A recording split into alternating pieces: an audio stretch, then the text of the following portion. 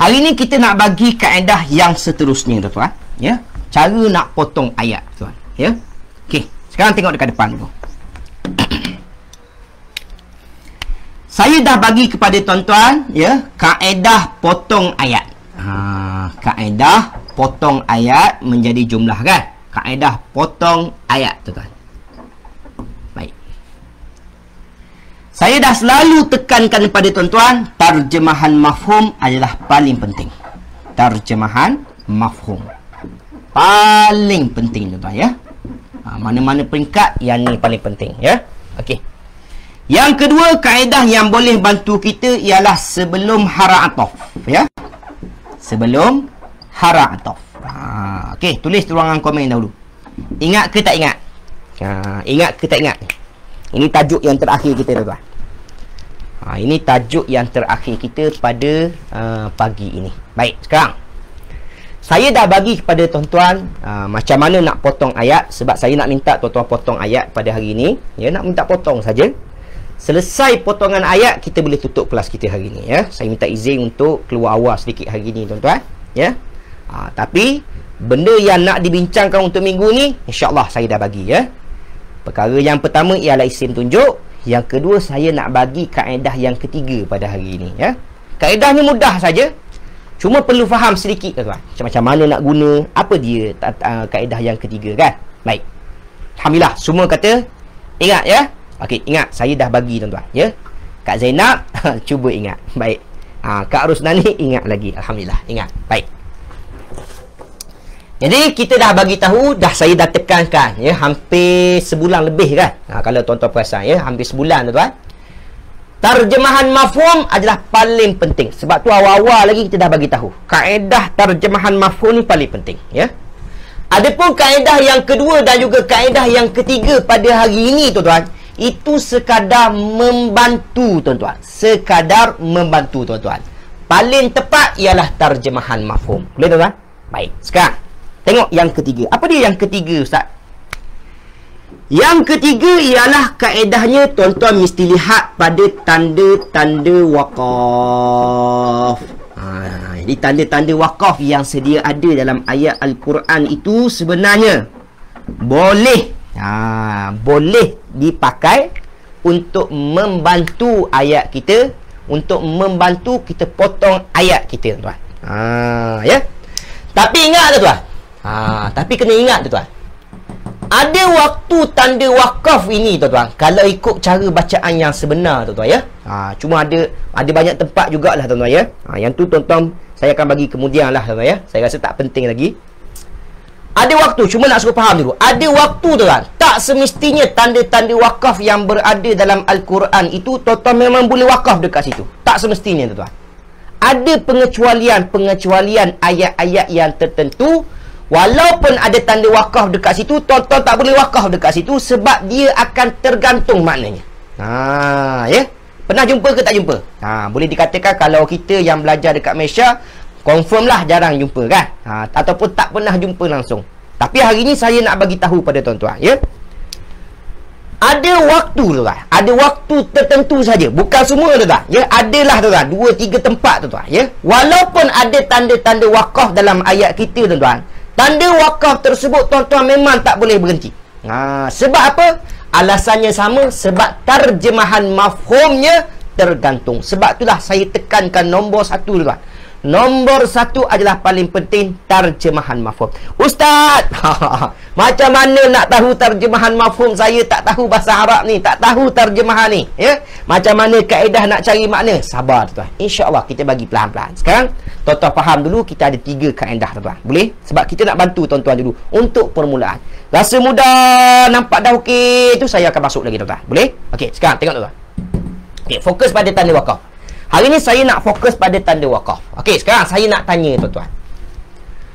Tanda wakaf dalam Al-Quran ini ada berapa, tuan-tuan? Cuba senaraikan, tuan-tuan. Ya, cuba senarai. Apa yang tuan-tuan jumpa dalam Al-Quran setakat ini, tuan-tuan? Tanda wakaf, tuan-tuan. Ya. Sebab ada tanda wakaf yang dikira dan juga yang tak dikira untuk bahasa Arab, untuk tujuan potong ayat. Baik, saya nak tanya dululah, tuan-tuan, ya. Setakat yang tuan-tuan belajar ni, tuan-tuan, ya. Ada berapa tanda wakaf yang tuan-tuan pernah jumpa? Ya. Antara yang popularnya jim kan? Lagi apa tuan-tuan? Sila senaraikan dulu. Saya nak tengok. Ya, ada berapa tuan-tuan? Tulis ada berapa dan senaraikan supaya saya boleh nampak apa yang tuan-tuan faham setakat ini tuan-tuan. Ya. Nanti saya akan bagi juga. Cuma saya nak tengok dulu tuan-tuan. Jadi kalau tuan-tuan pernah jumpa ni jadi mudah cerita kan? Apa yang tuan-tuan pernah jumpa tanda-tanda wakaf dalam Al-Quran? Sila senaraikan. Ada berapa dan juga senaraikan. Salah satu yang popularnya ialah jim lah. Jim tu paling popular. Biasa kalau tanya dalam mana-mana kelas, apa tanda wakaf yang tuan-tuan pernah jumpa? Jim Ustaz. Ya, jim. Memang suka betul jim ya. Baik.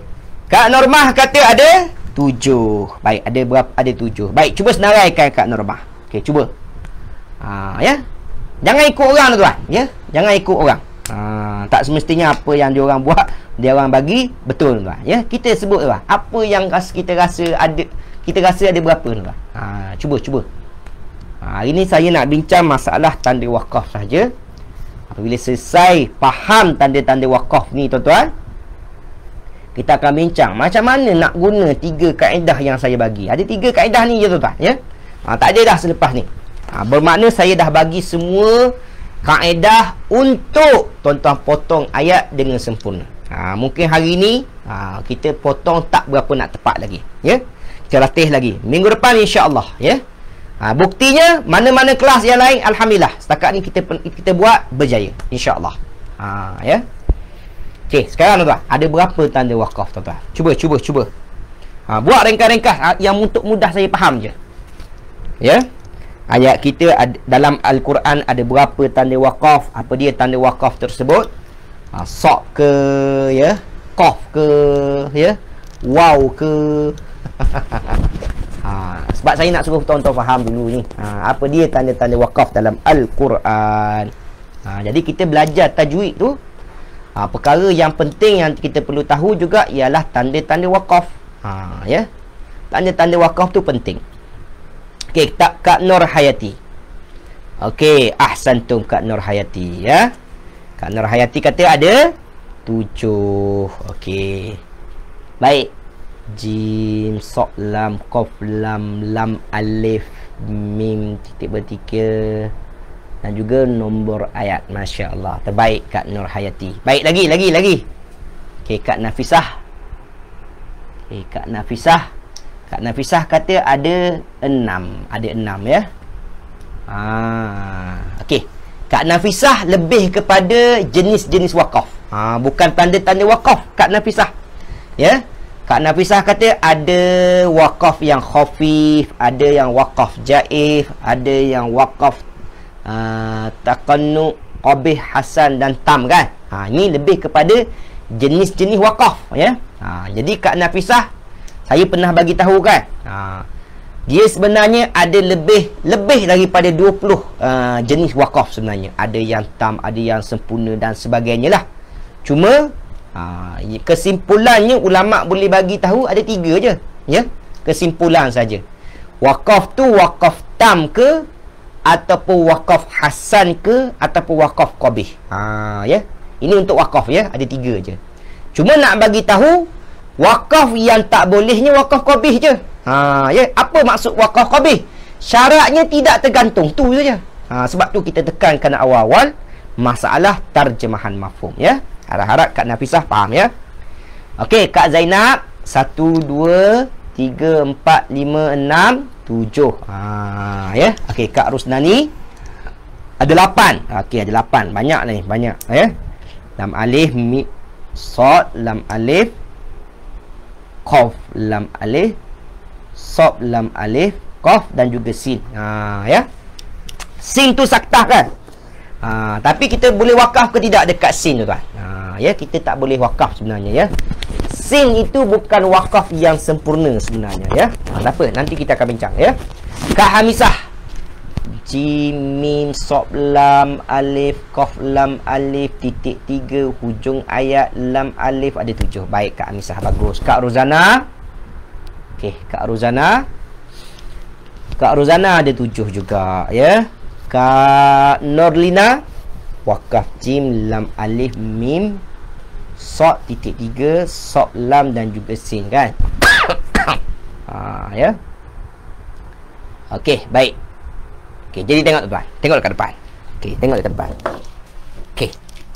Jadi tuan-tuan, untuk bahasa Arab tuan, fokus dekat saya ya. Okey. Saya tanya dulu supaya tuan-tuan mudah faham ya. Mudah tangkap ya. Okey. Sekarang tanda-tanda waqaf ni tuan-tuan ya, tanda-tanda waqaf ini yang diambil kira dalam bahasa Arab ada 7 tuan-tuan. Ada berapa? Ada 7 ya. Kalau hara ataf ada 5, wafa, summa, au dan juga am. Kalau waqafnya ada 7 tuan-tuan. Ada 7 ya. Antara yang popularnya ialah jim. Betul tuan? Jim. Ya, jim. Lainnya lagi tuan-tuan ialah mim. Ya. Antaranya lagi ialah sod, lam, alif tuan-tuan. Ya. Kemudian qaf, lam, alif ke yang lam ya ni. Kita akan bincang nanti ya. Okey. Kemudian lam, alif. Ya. Kemudian titik 3 tuan-tuan. Ya, tapak kaki kucing saya panggil, ya. Kemudian nombor yang ada dekat hujung tu kan. Biasa bentuk macam ni kan. Ya. Lebih kurang macam tu lah. Nombor 1 contoh tuan ya. Okey. Biasanya saya nak mudahkan, saya buat bintang je tuan ya. Okey, itu tuan sebagai isyarat ya. Okey, sekarang cuba tengok dekat depan. Ini adalah tanda-tanda wakaf yang popular dalam Al-Quran. Betul je tak tuan? Jadi tanda-tanda wakaf ni tuan-tuan mesti ambil kira ya, untuk membantu tuan-tuan untuk memudahkan lagi ya. Okey, sekarang tengok. Yang pertama, apa yang tuan-tuan kena faham? Yang pertama, yang diambil kira wakaf yang mana? Ada 7 tuan-tuan. Yang ni je kita nak tuan-tuan ya. Jadi tuan-tuan mesti pastikan ke-7 ini yang berada dalam Al-Quran. Boleh? Sama ada jim, mim, sod, lam, alif, qaf, lam, alif, tapak kaki kucing. Saya panggil tapak kaki kucing tuan. Ada yang panggil tanakuk kan. Ya. Kemudian nombor yang penghujung ayat ya. Okey, sekarang yang kedua, apa yang tuan-tuan perlu faham? Okey, yang kedua, setiap daripada jim, mim, sod, lam, alif, qaf, lam, alif ini tuan-tuan, apa yang tuan-tuan perlu faham dahulu, dia adalah singkatan daripada bahasa Arab tuan-tuan. Singkatan daripada perkataan bahasa Arab tuan-tuan. Ya, singkatan tuan-tuan ya. Dia sama contoh ya. Sama contoh macam hamzah wasal. Apa hamzah wasal? Baik. Tuan-tuan kenalkan hamzah wasal. Biasa hamzah wasal atasnya ni macam ada anak budu tu kan.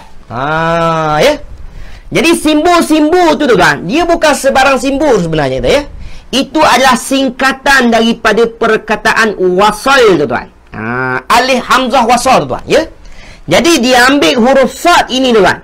Kepala sad tu dia letak atas huruf alif. Maka kita namakannya sebagai hamzah wasal. Betul? Baik. Samalah dengan hamzah kotak tuan-tuan. Ya. Hamzah kotak tu macam mana? Hamzah yang ada hamzah, alif yang ada hamzah dekat atas tu kan. Baik. Hamzah ni tuan sebenarnya bukan hamzah tuan ya. Hamzah itu ialah huruf ain sebenarnya tuan. Dia ambil daripada perkataan qata'a. Hamzah qata' tuan. Qata' itu ejaan Arabnya tuan. Boleh? Baik. Dia ambil kepala huruf ain yang berada dekat belakang tu. Ain kepala dia macam mana? Macam tu kan? Dia ambil kepala dia tuan. Dia letak atas alif tuan. Maka jadilah hamzah qata' tuan. Boleh? Jadi saya nak bagi tahunya apa tuan. Apa yang ada dalam Al-Quran itu ya, tanda wakaf itu sebenarnya adalah singkatan daripada bahasa Arab. Itu perkara yang kedua yang tuan-tuan kena faham ya. Yang pertama ada 7 ya. Yang kedua mesti faham setiap yang ada dalam Al-Quran kita tu jim, sod, lam, alif dan sebagainya tu dia adalah singkatan sebenarnya. Baik, sekarang apa dia kalimah asalnya? Yang tu kita nak bincang sebenarnya tuan-tuan. Tuan-tuan kena faham lah. Kita orang yang belajar bahasa Arab kan. Jadi kalau kita tak pernah belajar tuan-tuan, tak pernah belajar pada hari ni, maka kita tak tahu pun. Jim tu makna dia apa dia tuan-tuan ya. Okey, sekarang tengok tuan. Saya akan tunjuk tuan-tuan. Jim ini tuan-tuan. Jim. Jim yang tuan-tuan jumpa dalam Al-Quran itu, dia diambil daripada perkataan jaiz. Apa tuan-tuan? Jaiz tuan. Dia ambil daripada huruf jim tuan. Maka diletak sebagai simbol tuan ya. Takkanlah dia nak tulis jaiz sampai ke sudah banyak lah tuan. Letak huruf jim dah cukup, ya. Jaiz tu maksudnya apa? Jaiz itu maksudnya boleh. Jangan sebut harus tuan. Kita sebut boleh tuan. Boleh apa? Boleh waqaf dan juga boleh wasal. Biasa kalau waqaf ni dia akan buat simbol qafa tuan-tuan, ya. Boleh waqaf, boleh wasal tuan. Ya. Boleh waqaf dan juga boleh wasal, ya. Sebab kita dah belajar kan. Jim terserah pada tuan-tuan. Nak waqaf pun boleh, wasal pun boleh. Kalau nak wasal boleh. Tak nak waqaf, tak nak wasal pun boleh, nak waqaf pun boleh. Tak ada masalah. Dua-dua boleh, tuan-tuan. Boleh. Sebab tu diletak simbol jim, ya. Jadi jim itu berasal daripada jaiz. Jaiz. Ya. Jadi ramailah hari ni yang tak tahu kan. Ya. Okey, sekarang tengok lagi. Mim pula tuan. Mim yang tuan-tuan jumpa dalam surah Yasin tu kan. Apa benda tuan-tuan? Apa benda mim tu tuan-tuan? Mim itu asal daripada perkataan lazim. Lazim. Ya, ada yang baca luzum. Terserahlah tuan-tuan. Dua-dua sama je tuan-tuan, ya. Apa maksud lazim tuan-tuan? Lazim ini maksudnya wajib. Wajib tuan-tuan. Wajib apa tuan-tuan? Wajib waqaf. Wajib tuan-tuan? Wajib waqaf. Sebab itulah dalam surah Yasin kita baca waqaf kan. Wamtazul yaum, dekat mana dah saya lupa dah tuan-tuan, ya. Wamtazul yauma ayyuhal mujrimun kan. Sampai mana tak tahu. Saya pun dah lupa, ya. Ada huruf mim kecil tu yang kita akan waqaf, ya. Kenapa kita waqaf? Sebab dia lazim, wajib berhenti dekat situ. Sebab kalau kita teruskan, kemungkinannya maknanya macam ada pelik sikit lah, ya. Jadi lebih sempurna ialah waqaf tuan-tuan. Okey, seterusnya. Sob tuan-tuan. Sob lam alif ke sob lam ya ni? Nampak macam huruf ya kan? Tapi dia alif ke ya tu tuan-tuan. Okey, jadi kita tengok kalimah asalnya. Sob lam alif itu sebenarnya ada dua patah perkataan dekat situ tuan. Sob satu tuan, lam alif satu dekat belakang tuan. Sob itu mewakili perkataan wasal. Wasal. Wasal maksudnya apa tuan? Wasal maksudnya sambung tadi. Betul? Baik. Lam alif yang berada dekat belakang tu lam alif tuan, ya, bukan lam ya tuan. Diambil daripada perkataan aula. Wasal aula. Sambung lebih baik. Sambung lebih baik. Itu maksud wasal aula. Ustaz nak wakaf juga boleh, tak ada masalah. Cuma dia kata terbaik sambung. Tak nak wakaf juga silakan, tak ada masalah, ya. Baik. Itu sob lam alif tuan-tuan, ya. Sebab tu tuan-tuan kena faham sob lam alif tu maksudnya wasal aula, ya. Okey. Qaf lam alif, qaf tu dengan lam alif tu dua kalimah juga, sama macam sob lam alif. Qaf tu mewakili waqaf. Waqaf. Waqaf tuan-tuan. Lam alif dekat belakang maksudnya aula. Waqaf aula. Berhenti lebih baik, ya. Tak nak berhenti, nak teruskan ustaz, silakan, tak ada masalah, ya. Silakan, boleh. Okey, sekarang seterusnya lam alif tuan. Lam alif ni tujuannya untuk apa? Jangan kan? Semua tahu, ya. Jangan tuan, ya. Jangan apa? Jangan wakaf, betul? Kalau saya tanya tuan-tuan dalam bahasa Arab jangan wakaf, dia nak sebut macam mana? Kebanyakannya kita akan kata la waqaf, betul? La waqaf, ya. Itu antara yang popular yang kita pernah buat dalam kelas. Kalau saya tanya jangan wakaf, nak kata apa dalam bahasa Arab? La waqaf ustaz. Ya. La waqaf. Itu bahasa Melayu kita, bukan bahasa Arab, ya. Jadi kalau kita nak kata tak boleh wakaf dalam bahasa Arab, orang Arab akan sebut macam ni tuan. Dia akan sebut la yajuz. La yajuz tuan. Apa maksud la yajuz? La yajuz maksudnya tidak boleh. Tidak boleh apa? Tidak boleh wasal. Apa? Tidak boleh waqaf. Ya. La waqaf. Tidak boleh tidak boleh waqaf. Boleh tuan? Kalau boleh, buanglah jadi boleh terus. Yajuz tuan. Ya. Okey, contoh orang tanya kita tuan. Boleh ke tak boleh? Kalau kita kata boleh, kalau kita kata boleh, yajuz. Boleh? Kalau tak boleh, la yajuz. Jadi la yajuz apa? La yajuz waqaf, tidak boleh berhenti. Boleh? Okey. Yang seterusnya tuan. Saya pergi terus tuan, ya. Tak apa, mudah je. Tapak kaki kucing tuan. Tuan-tuan dah belajar, ya. Sebab tuan-tuan dah mahir ilmu tajwid ni, ya. Saya hanya bagi tahu istilah yang sebenar. Boleh tuan? Okey, tapak kaki kucing. Tuan-tuan dah belajar ya. Kalau nak berhenti yang pertama, tak boleh berhenti yang kedua. Betul? Tuan-tuan dah belajar kan? Kalau kita tak nak berhenti yang pertama, boleh berhenti yang kedua. Betul? Ya? Dan kalau tak nak berhenti dua-dua pun boleh. Tak ada masalah. Yang salahnya, yang tak bolehnya, kalau kita berhenti dua-dua. Berhenti dua-dua tak boleh. Salah tu ya. Baik. Jadi apa tujuan tapak kaki kucing tu lah? Tapak kaki kucing ini maksudnya berhenti pada salah satu tempat tu kan? Baik. Berhenti apa dalam bahasa Arab tuan? Kalau kita bagi istilah Arab lah tuan ya. Berhenti dalam bahasa Arab waqaf. Waqaf tu tuan ya. Waqaf. Pada fi.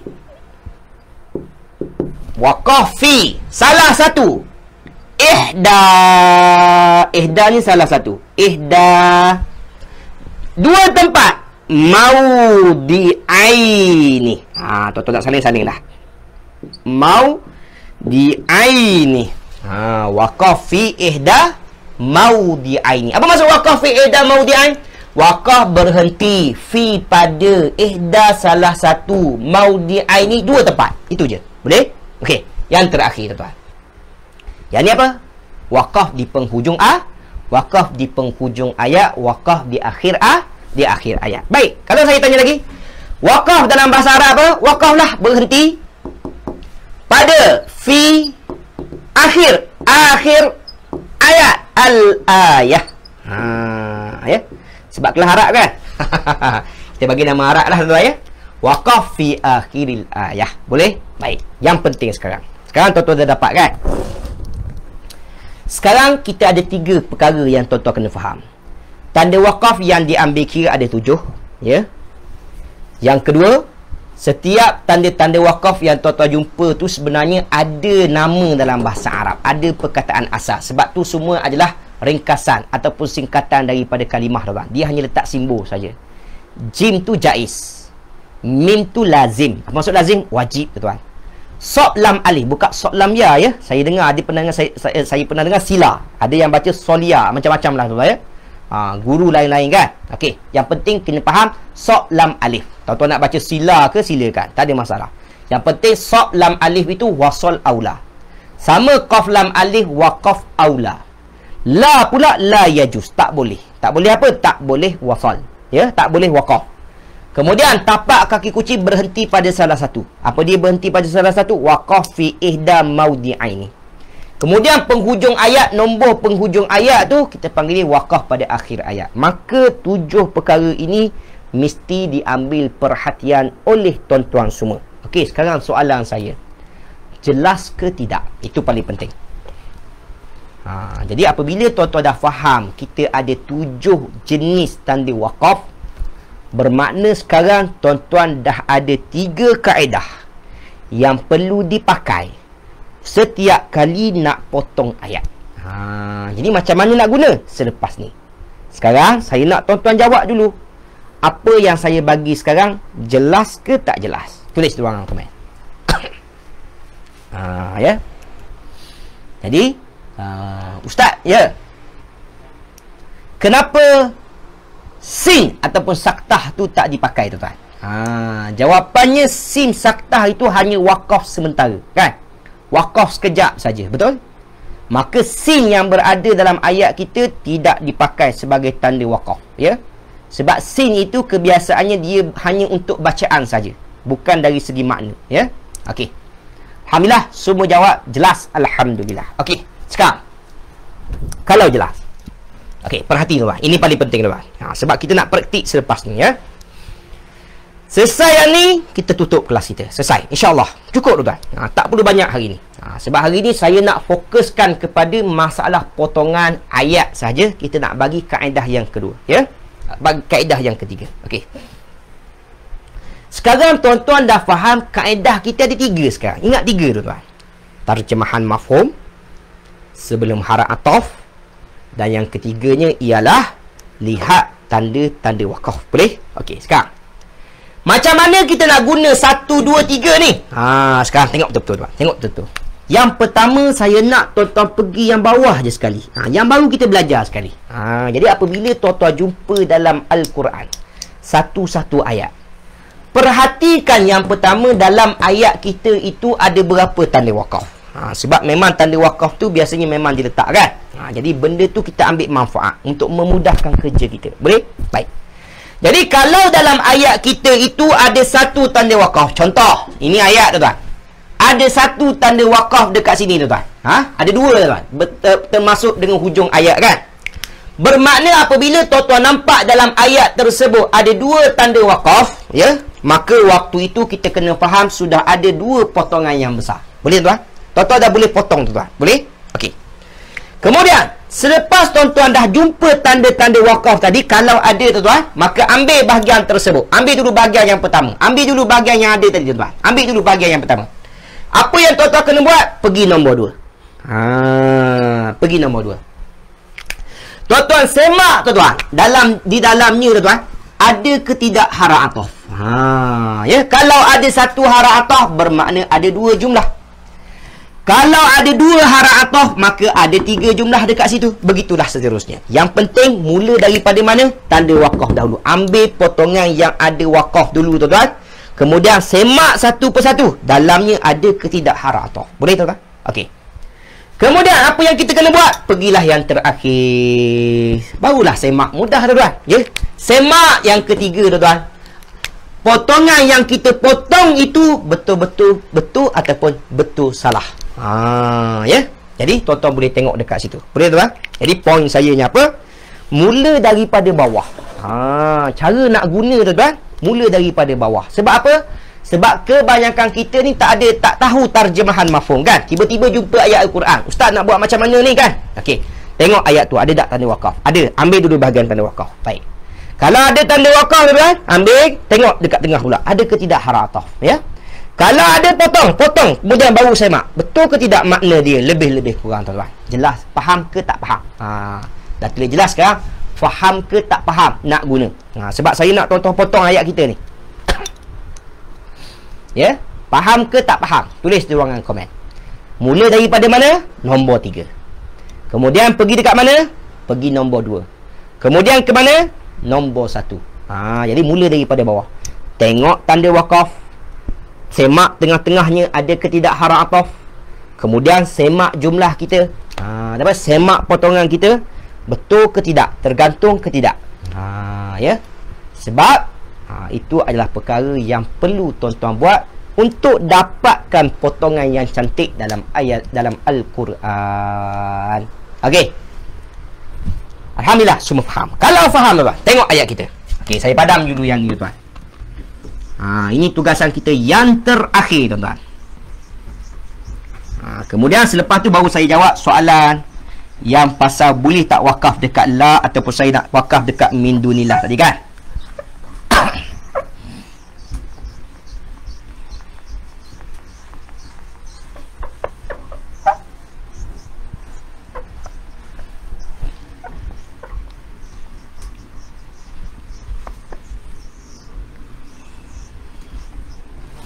Okey. Sekarang semak ayat kita dulu lah. Cuba tengok ayat kita. Ya, tengok ayat kita. Innama ta'buduna min dunillahi awsanan wa takhluquna ifka. Ada satu tanda wakaf, betul tuan? Tanda wakaf apa dekat situ tuan? Tanda wakaf jim. Innal lazina ta'buduna min dunillahi la yamlikuna lakum rizqa. Okey, sekarang kita wakaf dekat sini kan. Okey. Soalan saya tuan-tuan. Baik. Okey, nanti kat Tuan Nur Zaidi. Selepas ni. Okey, selepas ni ya. Okey, bacaan selepas ni. Yang penting sekarang kita potong dulu, ya, Kak Tuan Razali. Okey. Bermula daripada innama. Bermula daripada innama. Sampailah kalimah rizqa. Rizqa saja, rizqa saja. Jangan sampai habis, rizqa saja, tuan-tuan. Ayat kita pada hari ini ada berapa jumlah? Cuba teka, tuan-tuan. Gunakan 3 kaedah yang saya bagi tadi. Dalam ayat kita. Bermula daripada innama. Sampailah kalimah rizqa. Sampai mana? Sampai kalimah rizqa. Baik? Sampai kalimah rizqa. Dalam ayat kita sekarang ada berapa potongan, ada berapa jumlah menggunakan 3 kaedah yang saya bagi tadi. Semak semak tanda waqaf, semak ada ke tidak hara ataf, semak terjemahan mafhumnya. Okey, sila. Sila, tuan-tuan. Okey. Tengok betul-betul ayat kita ada berapa tanda waqaf. Kita kira dekat rizqa ni tanda waqaf, ya. Sebab kita berhenti dekat sini, kan. Okey. Ada berapa, tuan-tuan? Ada. Okey, Kak Zainab kata ada 3. Kak Normah kata ada 3. Okey, sila jawab lagi, tuan-tuan. Kita ada berapa potongan ni, tuan-tuan? Ada lagi ayat kita hari ni ada hara ataf, ya. Ada tanda waqaf. Ada semua tu lah. Sebab tu saya bagi dulu sebagai praktik awal. Ya. Kita nak tunjuk macam mana nak guna ni, tuan-tuan.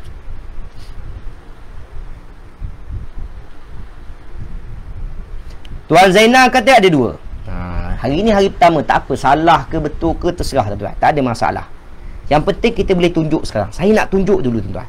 Nak tunjuk, nak suruh bagi faham dulu, ya. Okey. Nanti saya jawab soalan Kak Rusnani tadi, ya. Saya rasa Kak Rusnani yang tanya tadi, kan. Boleh tak wakaf, ya, sebelum la, ya. Okey. Okey, Kak Rusnani kata ada 3, Kak Hamisah kata ada 2, ya. Kak Syarifah kata ada 3. Bagus. Letak nombor je, tuan. Letak nombor sahaja. Letak nombor sahaja. Paling kurang kita ada jawapan dulu dekat kita, tuan. Kita tu jawapannya apa? Betul, alhamdulillah. Salah, perbaiki. Tak ada masalah. Dua-dua alhamdulillah, tuan. Baik. Kak Zainab Ibrahim pun, Kak Zainab Ibrahim kata ada 3. Okey, lagi. Tuan Aminuddin mana? Tak apa, cuba. Bedal tak apa. Kan saya dah bagi tahu, kan, bedal lebih afdal. Paling kurang kita mencuba. Tujuan utama saya minta tuan-tuan bedal supaya mencuba tahu dulu apa masalah kita. Sekarang kita nak selesaikan masalah, macam mana masalah kita kalau saya sendiri tak tahu masalah, tuan-tuan. Ya. Okey. Kak Mazdah kata ada 2. Okey. Tuan Aminuddin kata ada 2. Ya, bermula daripada innama sampai rizqa, ya. Jangan sampai ifkar saja. Sampai habis. Ayat kita pada hari ini ada berapa cerita, ya? Okey. Dah, ada 2, ya. Okey, sekarang tengok ke depan. Yang pertama kena buat apa? Tengok tanda waqaf. Tengok waqaf, tuan-tuan, ya. Dalam ayat kita ada 2 lah, kira kita kira 2 lah tanda waqaf, tuan, ya. Yang pertama ialah huruf jim ni, kan. Ya. Kemudian penghujung ayat yang kita nak bahaskan. Bermakna sekarang mengikut tanda waqaf, tuan-tuan dah ada 2 potongan, ya. Ada 2 potongan, ya. Baik. Kemudian saya minta tuan-tuan buat apa? Ambil potongan tadi, tuan-tuan. Setiap potongan tadi, potongan yang pertama bermula daripada innama sampai sini, tuan-tuan. Yang kedua, tuan-tuan kena tengok di tengah-tengahnya ada ke tidak haraf ataf. Ada ke tidak haraf ataf, tuan-tuan? Bermula daripada innama sampai kalimah ifkar. Jawapannya ada satu haraf ataf, kan? Ada kalimah wa dekat situ. Betul, tuan-tuan? Ada wa, kan? Bermakna kita boleh potong sebelumnya. Jadi kalau saya tanya bahagian yang pertama, tuan-tuan ada berapa jumlah? Jawapannya ada 2 jumlah dekat sini. Kita ada 1 jumlah dekat situ, kan? Dan kalau dari segi terjemahan mafhum pula, kita semak terjemahan mafhum. Betul ke tidak mafhum kita hari ini? Ada 2 jumlah, tuan.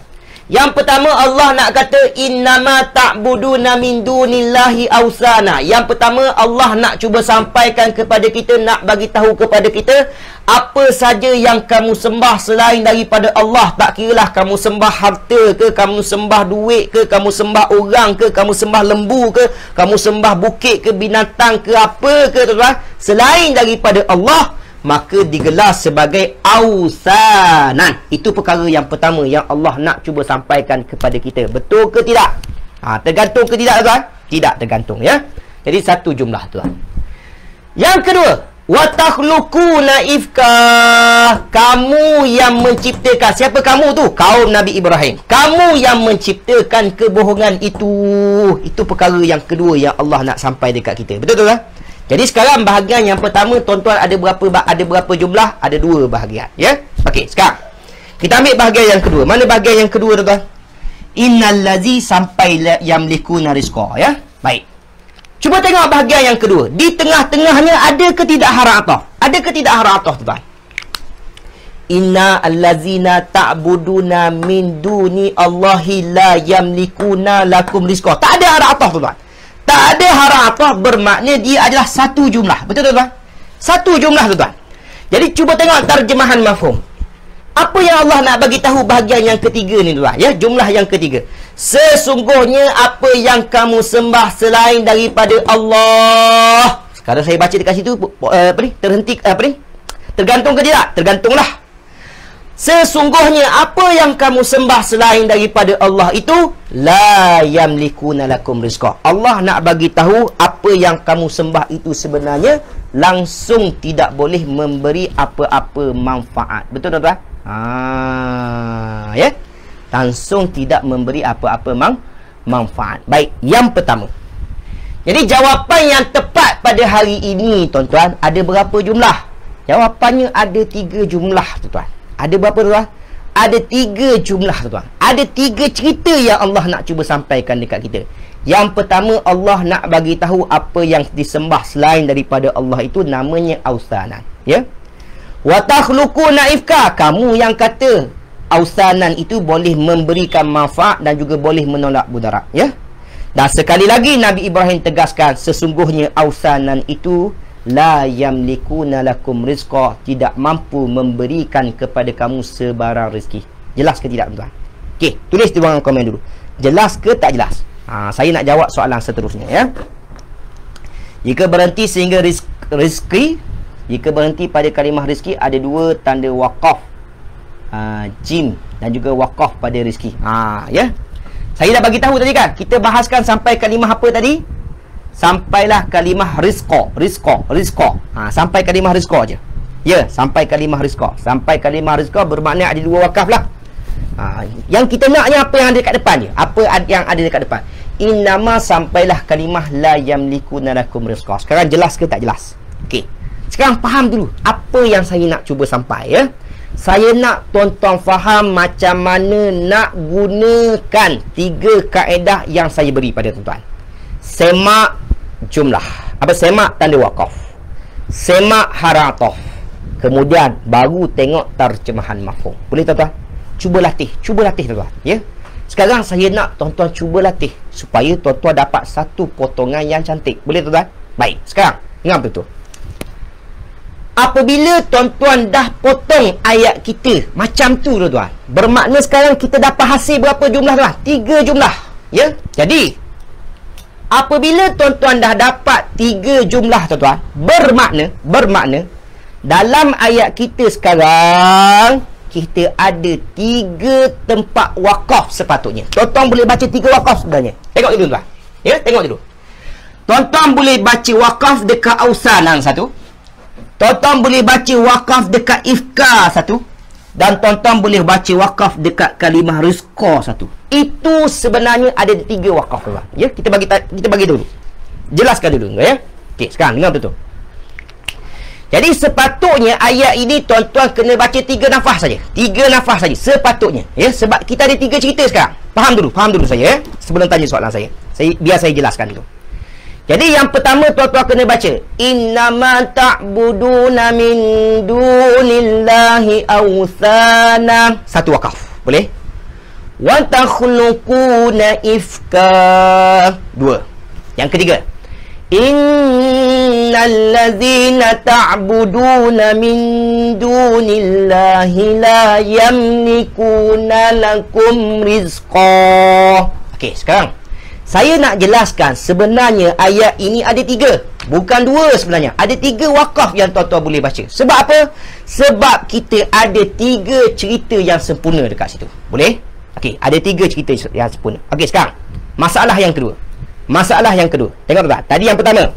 Yang pertama kita nak jelaskan sebenarnya ayat ini ada 3 wakaf sebab ada 3 cerita yang sempurna. Sebab kita dah bagi tahu wakaf dan juga wakaf ataupun tidak itu bergantung kepada cerita kita sempurna ke tak sempurna. Boleh? Okey, sekarang yang kedua tuan. Yang kedua yang saya nak cuba sampaikan. Ustaz, kalau saya terpaksa wakaf di tengah-tengah ayat, di tengah-tengah cerita. Jangan sebut di tengah-tengah ayat, di tengah-tengah cerita. Boleh? Okey, di tengah-tengah cerita. Okey. Cerita pertama tak ada masalah. Biasanya nafas kita sempat. Sebab pendek saja. Innama ta'buduna min dunillah. Ayat kedua pun, cerita yang kedua pun tak ada masalah. Sebab dia pendek juga. Wa takhluqu naifka. Ya? Okey. Sekarang, kita nak tunjuk masalah yang ketiga ni. Ustaz, cerita yang ketiga tu panjang. Ya, panjang. Kalau kita nak buat berlagu, confirm tak sampai nafas kita. Ya? Baik. Sekarang, bermakna kita boleh ke tidak berhenti di tengah cerita? Itu poin kita. Ya? Okey. Jawapannya boleh, tuan-tuan. Dipersilakan. Tuan-tuan nak wakaf, boleh. Tak ada masalah. Boleh, tuan-tuan. Ya? Boleh. Cuma tuan-tuan mesti faham. Mesti faham. Faham kunci saya, tuan-tuan. Ya? Yang ni apa yang saya dah tekankan pada pertemuan-pertemuan sebelumnya. Ya? Kalau tuan-tuan nak wakaf di tengah-tengah cerita, dipersilakan. Cuma kena faham kaedah. Apabila berhenti di tengah-tengah cerita, jangan berhenti dekat yang kita berhenti tu, kemudian kita teruskan tu. Tak boleh, tuan. Itu sudah mencacatkan makna. Jadi caranya yang betul macam mana? Kalau berhenti di tengah-tengah cerita, maka ulang dulu 1 kalimah ataupun 2 kalimah bergantung kepada cerita, kemudian baru sambung. Jangan berhenti dekat tengah kemudian teruskan. Seolah-olah cerita yang sepatutnya 1 cerita, kalau tuan-tuan baca macam tu seolah-olah jadi 2 cerita. Maka salah, tuan-tuan. Boleh? Baik, sebagai contoh, saya tunjuk ya apa yang saya baca dulu. Kemudian baru saya akan jawab soalan Kak apa tadi? Kak Ruzana tadi. Okey, dengar cerita ya. Innal ladzina ta'buduna min dunillahi la. Saya wakaf dekat la, tuan. Ya. Sebab kita jangka memang nafas memang tak sampai lah. Ya. Baik. Jadi sekarang kita berhenti tengah cerita kan? Tengah cerita ni, tuan. Jadi kalau tengah cerita kita boleh teruskan ke kita ulang dulu? Ulang dulu. Ya. La, saya ulang balik la ya. La yamlikuna lakum rizqa. Okey, sekarang soalan sahabat kita. Ustaz, saya nak berhenti dekat min dunillah. Sila, tak ada masalah. Silakan, tuan. Cuma kalau berhenti pada dunillah, innal ladzina ta'buduna min dunillah. Jadi kalau tuan-tuan berhenti pada kalimah Allah ni, tuan-tuan, jangan mula dekat Allah, sebab makna dia akan jadi pelik, tuan-tuan. Makna dia akan jadi salah. Sebab tu saya tak berhenti dekat kalimah Allah, saya berhenti dekat la. Ya? Kalau berhenti dekat kalimah Allah, tuan-tuan kena mula daripada ta'buduna balik, sebab itu lebih sempurna. Ya? Tapi kalau mula daripada Allah, salah, tuan-tuan. Ya? Sebab dia bergantung pada makna juga. Sebab tu saya kata terjemahan mafhum tu sangat penting. Boleh? Okey. Jadi kalau berhenti pada kalimah Allah, nak sambung ayat ini, mula balik daripada ta'buduna. Sebagai contoh, innal ladzina ta'buduna min dunillah ta'buduna min dunillahi la yamlikuna lakum rizqa. Ustaz, nak berhenti 2 wakaf boleh ke tak boleh? Boleh, silakan, tuan. 3 boleh, tak ada masalah. Cuma kena faham, apabila berhenti di tengah-tengah cerita, ulang, sambung. Saya ulang sekali lagi. Kita ambil 2 contoh, tuan. 2 wakaf, tuan. Innal ladzina ta'buduna min dunillah. Tengah cerita, ulang. Ta'buduna min dunillahi la. Wakaf di tengah cerita lagi, ulang. La yamlikuna lakum rizqa. Nampak ke tak nampak, tuan? Poin saya ni apa sekarang? Kalau ayat tu ceritanya 1 cerita, tuan, sepatutnya 1 nafas. Kalau terpaksa wakaf di tengah cerita, ulang. Itu poin saya. Ulang, tuan, sebelum sempurnakan. Boleh? Jangan wakaf di tengah cerita kemudian kita teruskan macam tu je tuan. Satu salah. Boleh? Okey, sekarang sekiranya tuan-tuan faham apa yang saya ajar pada hari ini, jawab di ruangan komen subhanallah. Subhanallah. Hari ini dua perkara je yang saya bincang dengan tuan-tuan. Yang pertama isim tunjuk, yang kedua ialah kaedah yang ketiga untuk potong ayat menjadi jumlah yang sempurna.